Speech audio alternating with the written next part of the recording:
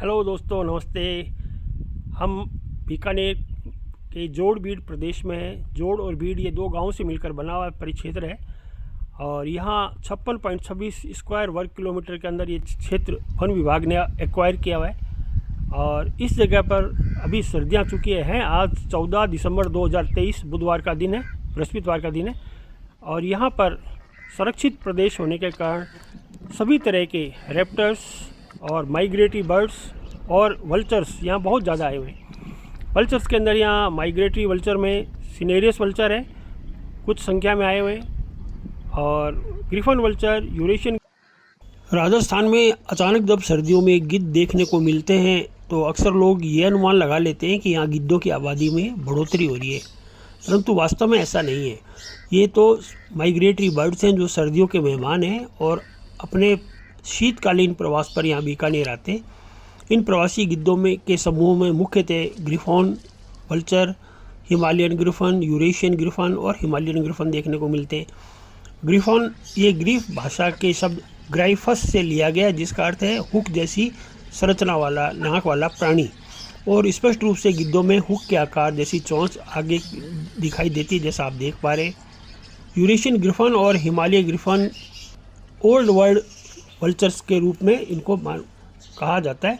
Eurasian Griffin, जिसे zips फल्वस के नाम से जाना जाता है, बड़े आकार का गिद्ध है। इसके पंखों का विस्तार लगभग 300 सेंटीमीटर तक होता है। विभिन्न प्रजातियों के समूह में इसे आसानी से पहचाना जा सकता है क्योंकि इसका शरीर मुख्य रूप से 3 रंगों का होता है, जिसमें सिर, गर्दन और पाँव भी सफ़ेद होते हैं, और शरीर हल्के भूरे रंग के और गहरे रंग का होता है।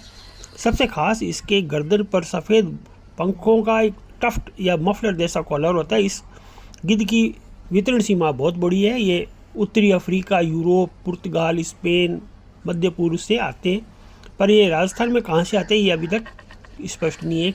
रेडियो टैगिंग करके इनको देखा जा रहा है। और दूसरी ओर हिमालय ग्रिफन, ये हिमालय के पास से आता है। ये आकार में सेकेंड लार्जेस्ट सबसे बड़ा गिद्ध है, यानी कि सिनेरियस के बाद इसका नंबर आता है। यह प्रजाति मुख्यतः हिमालय पर्वत की श्रृंखलाओं में ही पाई जाती है, इसलिए इसको हिमालयन ग्रिफन वल्चर कहते हैं। राजस्थान में जोड़बीड़ ये जो गांव है, यहाँ पर हजारों की तादाद में गिद्ध हर शीतकाल में एकत्रित होते हैं और मृत जानवरों से ये मांस खाते हैं। ये ज़्यादातर खेजड़ी के पेड़ पर, सलवा डोरा के पेड़ पर, जाल के पेड़ पर बैठे मिल जाते हैं। और यहाँ पर कुत्तों की संख्या बहुत ज़्यादा है। कुत्ते भी 5 से 10 हज़ार के करीब हैं, जो इनके अंदर लगातार एक कॉन्फ्लिक्ट रहता है गिद्धों में और कुत्तों में मांस के लिए। तो इसके बारे में हमें सभी को सोचना तो पड़ेगा ही।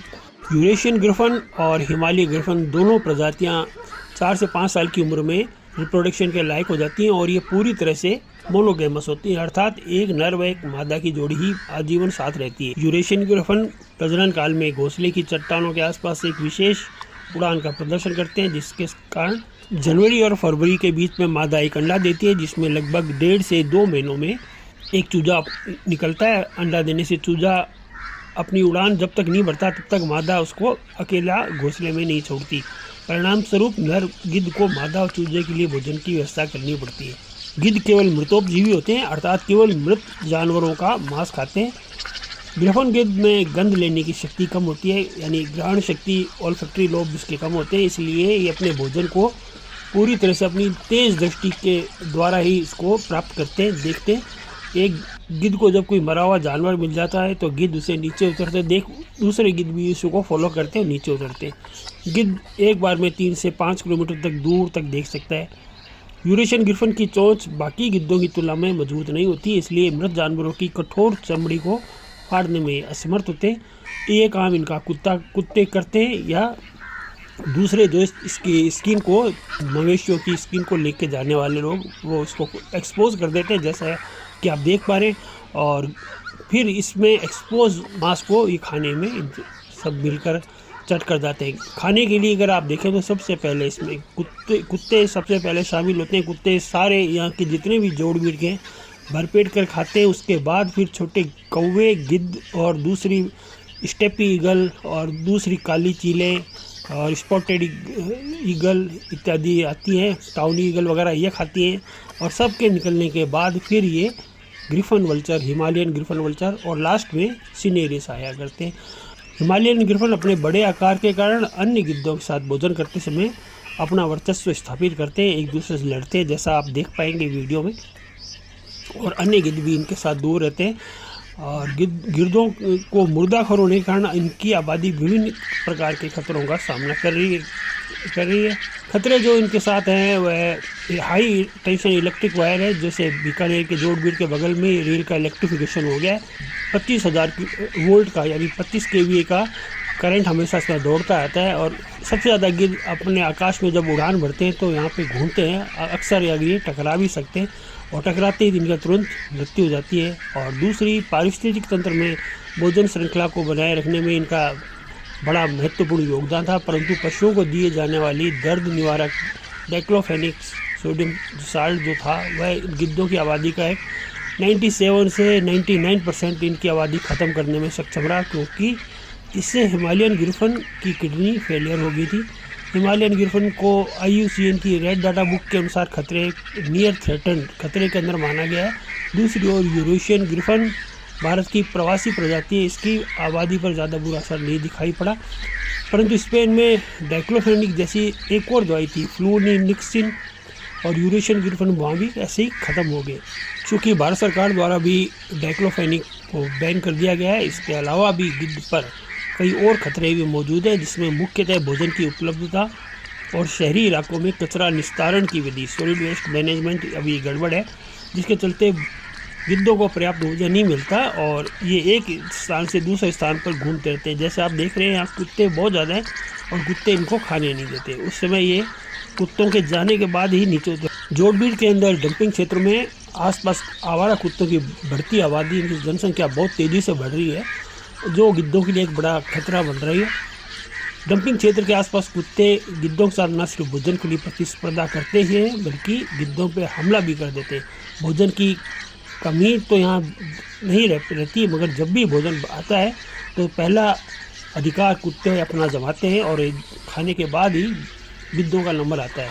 आवारा कुत्तों की आबादी में वृद्धि में गिद्धों को पलायन के लिए मजबूर कर दिया। जो पहले हम देखा करते थे यहाँ 5 से 10 हज़ार तक गिद्ध आया करते थे, इस बार इनकी संख्या काफ़ी ज़्यादा कम है और यदा कदा ये दिख पा रहे हैं, 2-3 दिन में एक बार दिख पाते हैं। बाकी ये वहाँ पे बैठते भी नहीं जोड़बीड़ में, और इन्होंने अपना कहीं आशियाना दूर आसपास कर लिया है। डंपिंग क्षेत्र के आसपास बिजली के तार, जैसा मैंने बताया, अभी दोनों तरफ से है, यानी कि जोधपुर विद्युत वितरण निगम लिमिटेड की भी हाई टेंशन लाइनें चल रही हैं और प्लस रेलवे की 25 kVA की लाइन भी है, जिसके कारण कई बार गिद्धों की मौत भी हो जाती है। इसके अलावा अन्य दवाइयों के कारण भी ये ऐसा हो रहा है, जिससे एसिटोलोफेनिक ये भी एक टैबलेट है जो इसकी कहानी ख़राब होती है। तो ये गिद्ध बीकानेर के जोड़बीड़ में है आए हुए, और सभी पक्षी प्रेमी जो भी आना चाहें वो अपना समय निकाल के 1-2 दिन ज़रूर रखें हाथ में, क्योंकि एक दिन में सारे मिलना एकदम से संभव नहीं है। इसके लिए थोड़ा प्रयास तो करना ही पड़ेगा। और कुत्तों की आबादी पर नियंत्रण के लिए और पशुओं के इनके लिए जल व्यवस्था और आवास व्यवस्था में रुकने की व्यवस्था, जैसे खेजड़ी के पेड़, इनका अवैध कटाव और यहाँ पर जोड़बीड़ में होने वाला अवैध, चाहे जो भी निर्माण कार्य है, चाहे फेंसिंग का काम हो या दूसरे बड़े बड़े, उन्हें रोक कर इसको अलग तरह से एक आधारभूत संरचना में परिवर्तन कर दिया गया है। दीवारें चारों तरफ बना देंगे, जिसके कारण ये इन्हें लगता है हम शायद शहर के अंदर आ गए हैं, तो इन्होंने अपना रास्ता भी बदल लिया है।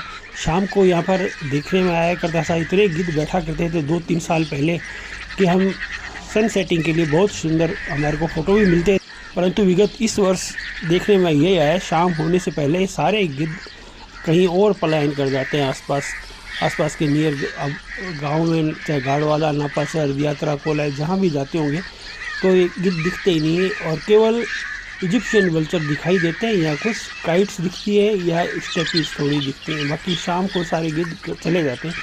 तो ये धीरे धीरे यहाँ से पलायन का एक इंडिकेशन शुरू हो गया है। वन प्रशासन और प्रशासन ध्यान रखे तो अच्छी बात है, आने में ये यहाँ रहेंगे। अगर ज़्यादातर यहाँ निर्माण कार्य और अवैध रूप से ये खाइयाँ, ड्रेन्स बन रही हैं और पानी के लिए जो पानी का एक वाटर होल था उसके चारों तरफ इन्होंने ऊंची ऊंची खाइयाँ बना दी हैं, तो पक्षी उससे देख के डरते हैं कि क्या हुआ है चीज़ें।